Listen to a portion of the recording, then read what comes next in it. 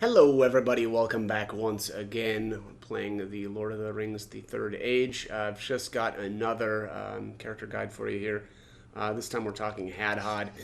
I love Hadhod, one of my favorite characters in the game, actually probably my favorite to be completely honest. Look at this guy's helmet. I mean, how can you not love this guy? It's so good. Uh, anyways. All right, let's start talking about his skills. Now, I'll be completely honest. Hadhod is really based on his passives. He heavily favors melee abilities, but I don't really care for melee abilities in this game. I definitely lean towards spirit powers, but that said, you can still make a really good use of him either way. Um, let's go over his ability. So he starts out with Dwarven Cleave. Um, you can. It's a good ability to spam right away until I would argue until you get Crippling Smash, and then once you get Crippling Smash, it's even better to just keep using this one. But yeah, a good starter attack. Next up is Goblin Bane. Melee attack that causes more damage to goblins than a regular melee attack. That's always good, right? There's goblins throughout the game. So this is obviously useful. Cleaving Wound I actually really like. Melee attack that continues to damage enemy for a short time. I find that the damage over time effects are better for the boss battles, but it can be okay even in just regular battles. And I will say the damage over time portion of them is related to your spirit power. So the more spirit power you've got, the more damage over time that things like Cleaving Wound will do. Next up is Crippling Smash. It says a melee attack that slows the attack rate of an enemy. I don't like the description. I've mentioned this in some of my other character videos, but it's not a good or accurate description for what Crippling Smash actually does. Crippling Smash delays enemy attacks. It's not really about slowing the attack rate, which would mean, right, like like they wouldn't get turns as often. The big claim to what the crippling abilities do in this game again is delaying the enemy's next attack, and so I think the crippling abilities are amazing, right? Like if you, let's just say that you're continuously using crippling attack on the same enemy, you can indefinitely delay their turns so that they will never get a turn again. They're very, very good, which obviously then decreases the amount of damage that enemies are doing to you and reduces how often you need to heal. Typically, the crippling abilities, though, are not as strong, right? They won't do as much damage, but to me, it's more about preventing damage. Next up is Hue Armor, a melee attack that lowers the armor rating of an enemy. Always kind of just a no-brainer here, but I find that these are mostly good for boss battles, but even lowering the armor rating of random encounters can be good as well, especially on things like trolls, right, that have really, really high armor and have a lot of HP, but very good abilities for that. Stone Hewer, powerful axes rock the very earth, creating a damaging spirit attack. Now, this is one of the reasons why building spirit power actually is really, really good on Hadhod. He does have a couple of strikes like this that, yeah, sure, they're axe attacks, but they also do spirit damage. And this thing rocks early on. If you're building spirit, this is very, very strong. And it'll definitely out-damage, any of the other abilities up to this point. Again, if you're building spirit power on him, which I have done exclusively. I have not put any other points into him. It's all been spirit. So I'll show his stats a little bit later. But next up is Mountain Rage, a melee attack that allows Hadhod to strike twice. That's cool. The funny thing is, though, you get Durin Wrath basically right after, but it's even better. I think the one thing, though, that's different about Durin Wrath, which should be, I feel like that should be called Durin's Wrath, is that Durin's Wrath is a stunning ability, which means also that if you use this, Hadhod's not going to gain his turn back as quickly, so it's a little slower. But the fact that you've got two chances actually to stun the target, right? If you miss your first one, there's a chance that you'll hit the second one. I think that's the way that works anyway. I'll have to test that out. I just can't remember if you miss the first target. I don't remember if you can still have a chance to hit again, or if you just whiff altogether. I don't remember. But yeah, I do like stunning attacks. I wish that the it wouldn't slow his turn recharge, I guess. But that's usually the way stunning abilities work. So, anyways, next up is counterattack. It says gives Hadhod a chance to automatically counterattack a foe who attacks him. That's cool, right? It's just a little bit of like a minor damage, right? And there's a chance that you're going to get some minor damage whenever you get attacked. But I don't find that this is that great. For one thing, I don't build any dexterity on him, so oftentimes he's just going to miss his counterattack anyway. But I suppose if you do a more physical oriented Hadhod, this would be a bit better. Berserk is interesting. A damaging attack that lowers Hadhod's defense but increases speed for a short time. Hadhod does have really good armor, and so lowering his defense doesn't really do that much to him. And then on top of that, he's got a monstrous HP total. He's going to have naturally the most HP of all of your characters, and by a long shot. So basically, he's got he can afford to lose some defense because of because of his combination of his armor and his HP. But it says increases speed for a short time. That's cool, right? Him getting more attacks is always a good thing. Next up is Spirit Cleave, a melee attack that lowers the defensive spirit power of an enemy in combat. Really, really good. I honestly should be using this more often because I focus so heavily on spirit powers, right? And so increasing basically everybody's damage with this would be a good thing. But for whatever reason, I just kind of don't really use it that much. I guess probably because he's got other things that I like to do with him. But very good ability, especially again on boss battles. Smite, don't really use this one. A melee attack that always causes a critical hit. This is actually probably kind of worthless. I guess unless you're using your perfect mode abilities a lot, right? Because Hadhod in perfect mode, or I should say, if you're in perfect mode, Hadhod will always cause crits. And so that's why Smite is not very good, right? Because it's kind of redundant. He's already able to do crits. But if you use perfect mode a lot, then sure, okay, maybe this is a little bit better, right? Because if your perfect mode gauge is not full, then you're not getting the automatic crit from that, so you can get the automatic crit from this instead, But for me, I find that this is basically worthless. Next up is Rampage of Durham, melee attack that allows Hadhod to strike 4 times. That's cool, right? Just being able to hit 4 different times. This is going to be, if you're building a physical-based Hadhod, this is going to be your best ability.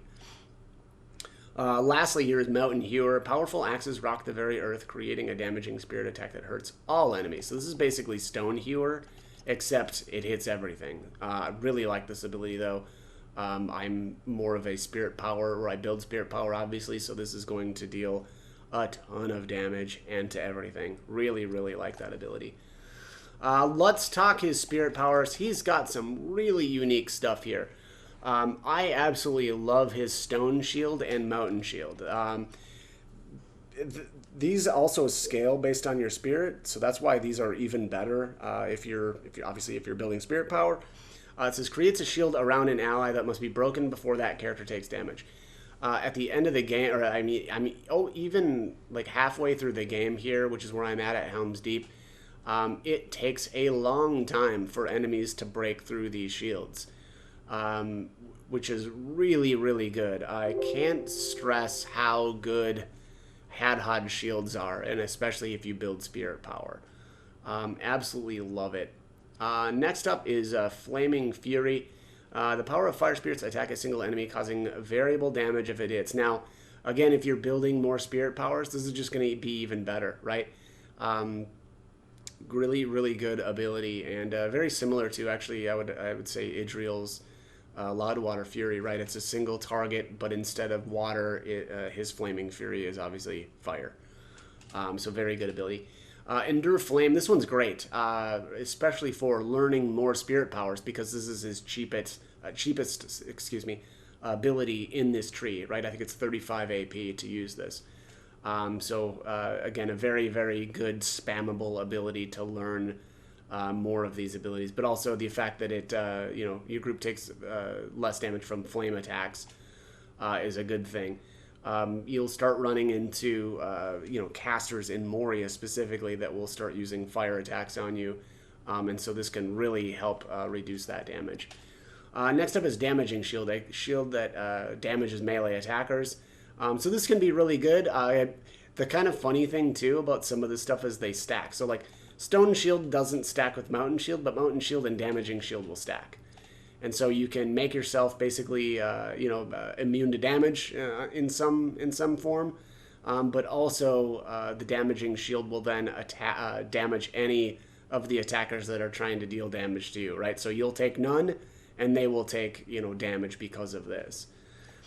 Flames of Ruin, really, really good ability. Attack that causes fire damage and continues to damage an enemy for a short time. Again, very, very good ability.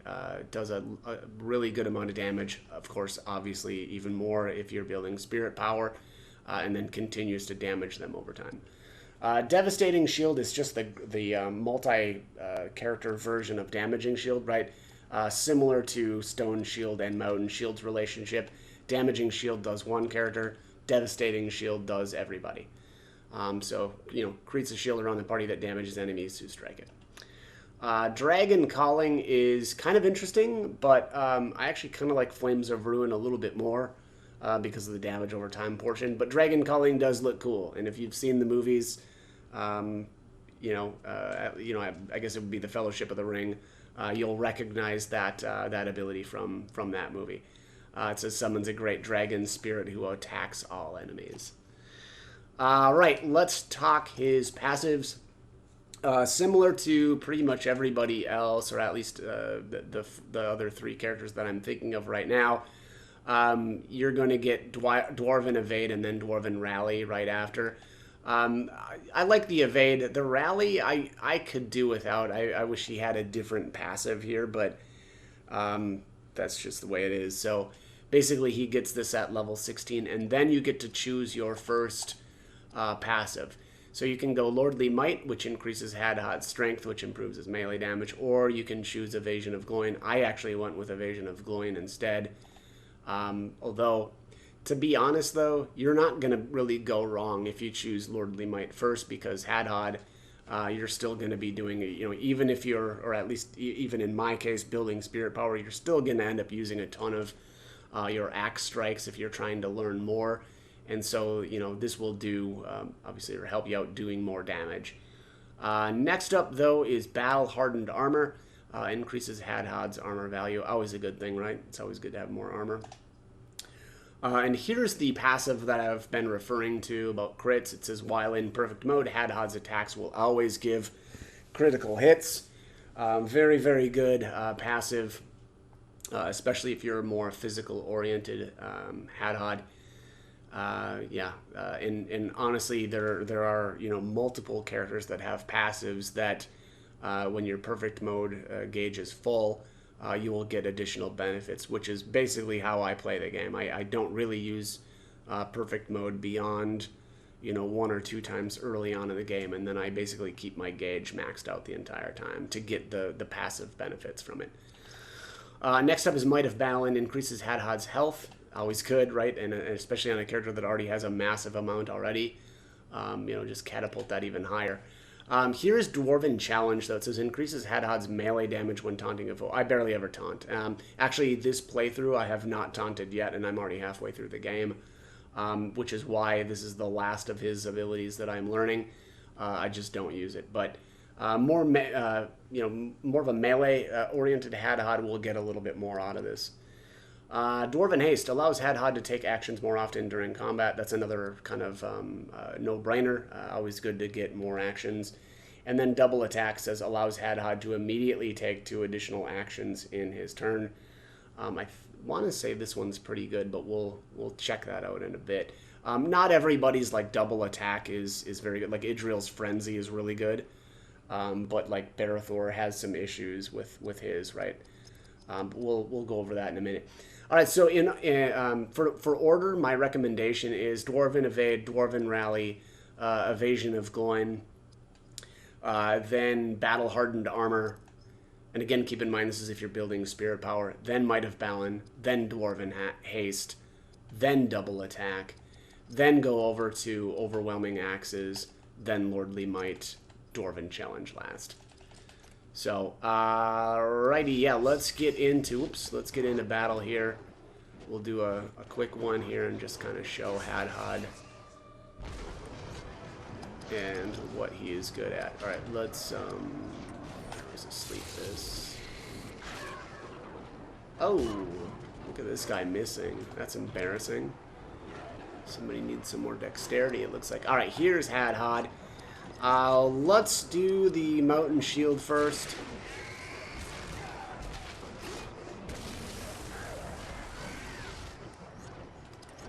Barathor do a little Fellowship Grace for the boys. Oh, dodge. Oh, a critical hit for 0 damage? What happened there? Let's do, get rid of that damage over time. Still 0 damage. What's going on here, guys? Y'all kind of suck.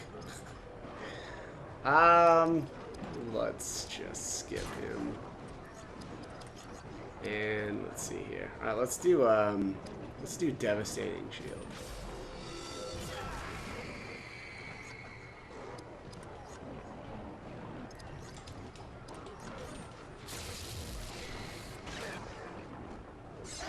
Oh man, he keeps missing. Yeah, it's time for more dexterity on Elagast. Oh, alright, somebody finally took damage. Who was that? Who was that? Was it Barathor? You're off the team. Get out of here.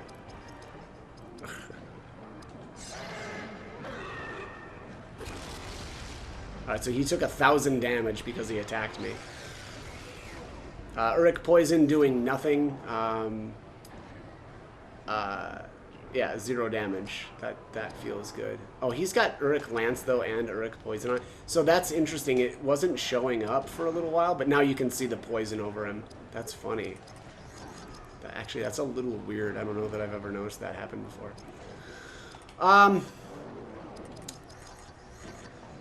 Yeah, I'm not really sure. Let's just blast these guys with Mountain Healer. See how we do.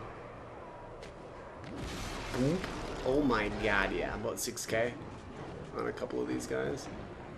Let's see who we woke up. Bow guy, crossbow guy. There he just... So he crit Barathor, but then took crit damage because of the Devastating Shield. Oh, you'll love to see it. I'm gonna skip him again. Let's put the stuff back to sleep that can be slept. Still 0 damage. Oh, there he finally took some. So there, yeah, you can see that's the benefit of the shields. Oh, let's do another Shield of Courage to get rid of that poison. 0 damage.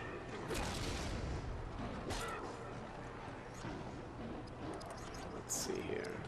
Let's skip. And I'm gonna skip him too.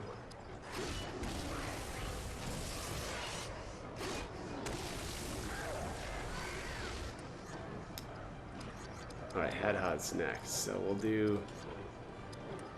Let's see his double attack. So, alright. He has, obviously he's got oh, I should hear. Let me talk actually about his Lightcraft, Shadowcraft stuff. I'll be honest, Hadhod's okay if you're building spirit powers. It's okay to be teaching him some of this other stuff. You know, more people with the ability to heal is a good thing, right? So, you know, Gift of Galadriel would be good. Aura of Life, obviously, is just going to increase everybody's HP pools. Haste of the Elves isn't going to be as good on him. Obviously, Idriel is still the best character to haste other characters, but if she's not around, that's fine. Sleep, unfortunately, because Elagast is the #1 character with sleep, it makes, you know, Hadhod not as good with it, or just doesn't make as much sense. But Drain Spirit is really good. Obviously, Hadhod has a lot of abilities that are very expensive, so the ability for him to restore his own health using Drain Spirit is really, really good. Suffocate Evil is just good on everybody, right? Immobilize enemy and do damage over time. Obviously, this is going to be even better if you're building Spirit Power. And then same deal with Blinding Light. Unfortunately, though, this is only a single target. Let's just blast this guy, though. 8k. Not bad.